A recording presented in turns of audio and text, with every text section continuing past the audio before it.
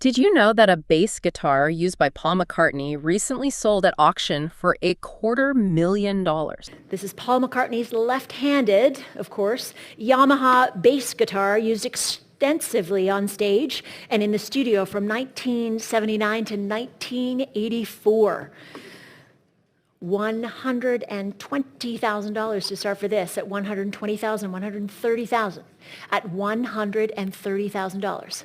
Anywhere else here at $130,000, $140,000, $150,000, at $150,000, at $180,000. Anywhere else. $180 it is. It is selling here. Maria's bid at $180,000. Last chance at $180,000. Maria, well done. $180,000, 1859.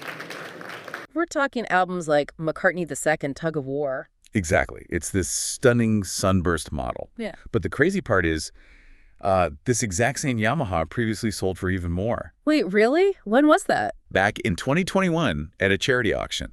It went for $496,100, which briefly broke the record for a bass. Oh, wow. So almost $500,000. Yeah, but $500,000 is basically just a drop in the bucket compared to what top-tier legendary instruments go for today. So true. If you look at the top 4 world record guitars, which all sold at that exact same Christie's auction, by the way, it paints a totally different picture. It's unbelievable. I mean, the all-time #1 is David Gilmour's Black Fender Stratocaster. $14.5 million. Yeah, it is the most expensive 20th century instrument ever sold, only beaten by like a few Stradivari violins. And the visual of it is amazing because it's not some pristine museum piece. The black paint is literally peeling off. Right, you can see the bare wood. But buyers aren't paying for flawless paint, They're paying for the history. They're paying for the friction of him recording The Dark Side of the Moon. Exactly. But then you look at the #2 guitar, Jerry Garcia's Tiger guitar, which went for $11.56 million. And that one is the complete opposite. It's like a playable piece of Victorian furniture. Oh, it's gorgeous. It has this rich wood grain, an ornate tiger inlay, brass hardware. Just totally pristine craftsmanship. Which brings us to Kurt Cobain at numbers 3 and 4. Yeah, his teal Fender Mustang from the Smells Like Teen Spirit video with the racing stripes. $6.9 million for that one. And then his acoustic Martin D18E from MTV Unplugged for $6.01 million.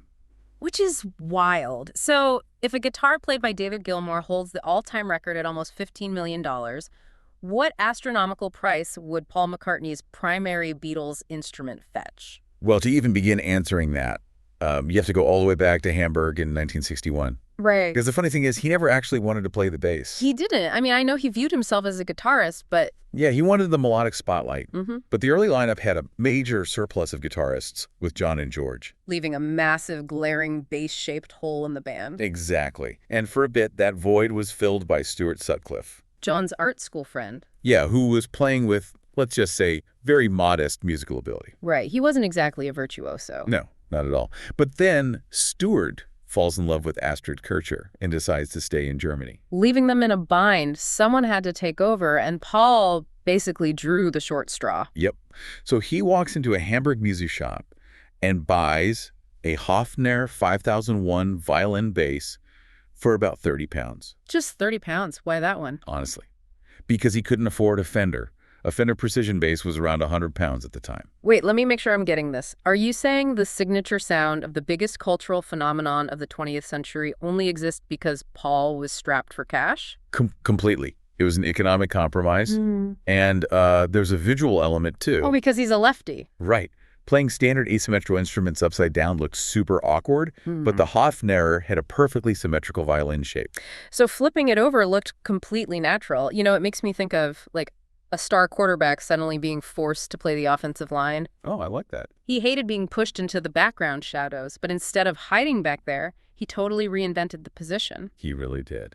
And the tone of that cheap instrument let him do it. Because Fenders were very bright and cutting. Yeah. Very metallic. Yeah. But the Hofner was warm and woody. It sounded much closer to a traditional upright double bass. Which became the absolute cellular foundation of the early hits. Love Me Do, She Loves You. And I Want to Hold Your Hand. But when we talk about this legendary guitar, we're actually talking about 2 different Hofners. Right. There's the original 30-pound one from 1961, the Cavern Bass. Yes, the one that famously vanished without a trace after the Let It Be sessions in 1969. But they found it, didn't they? They did. In 2022, remarkably preserved in its original case. It's insured for over £5 million now. That's incredible. But the second one, the 1963 Hofner NR, that's the undisputed icon. Oh, absolutely. That's the instrument you see on the Ed Sullivan show, Shea Stadium, the January 30th rooftop concert. And he still performs with it today. It's never been sold. But here is where the story pivots.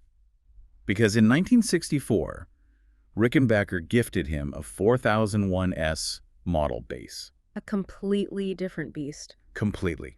It had a much brighter, more aggressive tone than the warm Hofner. And that gear change totally altered how the band sounded. Yeah, with that punchier sound, Paul stopped just keeping time in the background. He started composing counter-melodies. Like on Paperback Writer, where the bass essentially argues back and forth with the guitar. Or Rain, where the bass has its own soaring melodic voice.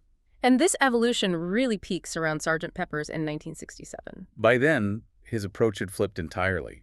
He started recording the bass parts last. Just weaving those intricate melodies around the finished tracks. Listen to A Day in the Life. He isn't keeping time, he is composing a symphony within a symphony. And then, by the White Album, the bass fully steps up as the primary lead hook. Come Together, Dear Prudence. And George's masterpiece? Something. Those aren't rhythm lines, they are standalone compositions. Which created a direct chain of influence to pretty much every legendary bassist who followed. Oh, for sure. John Entwistle, Chris Squire, Geddy Lee. Flea from the Chili Peppers. They all point back to what McCartney did when he shifted to that Rickenbacker. And amazingly, he did all of this while playing with a pick. Which gave the notes that sharp, percussive attack to cut through the screaming stadium fans. So true. So, bringing it back to the modern auction block, knowing the history and the cultural weight, what is the 1963 actually worth today? Well, the modern appetite for this specific memorabilia is off the charts. Look at the early 2026 Christie's Beatles auction. Right. John Lennon's Broadwood piano from the Sgt. Pepper sessions sold for over $3.2 million. Ringo's Ed Sullivan Ludwig drum kit fetched almost $2.4 million. And just the drum head, just the plastic with the logo went for $2.88 million. Exactly. And for guitar specifically, the current record for the band is Lennon's famous Hootenanny 12-string. That brought in $2.87 million in May 2024. We've also seen older sales like Lennon's Gibson J160E at $2.4 million and Harrison's Gibson SG at over $500,000. But none of those even begin to approach the gravity of the 63 Hofner. Not even close. It is the most documented, recognizable bass on Earth. So what are the experts saying? Auction specialists hypothesize that if it ever came to market, it would easily bring $10 million. Wow. And likely considerably more than that. Because that original 30-pound investment isn't just a piece of carved wood anymore. It quite literally wrote the language of the modern bass guitar. It redefined what the instrument was for, pulling it out of the shadows and placing it directly into the melodic spotlight. Which is incredible to think about. Yeah. So before we wrap up, I want to leave you with something to imagine. Think about the domino effect of history. Oh, I love playing this game. What if Stuart Sutcliffe had never fallen in love with a photographer in Germany?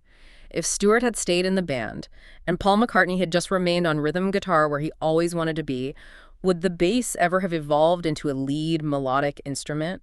Or would all of rock music sound completely different today? That is a fascinating question. Well, thanks for joining us today. Whenever you feel like knowing more about the Beatles, visit us at BeatlesRewind.com. It's the Beatles, all day, every day, 8 days. They're like, Cass, we'll do it again tomorrow. Right. I wouldn't miss it for the world. Goodbye, everyone. Until next time, when you listen. Your mind conducts its own symphony.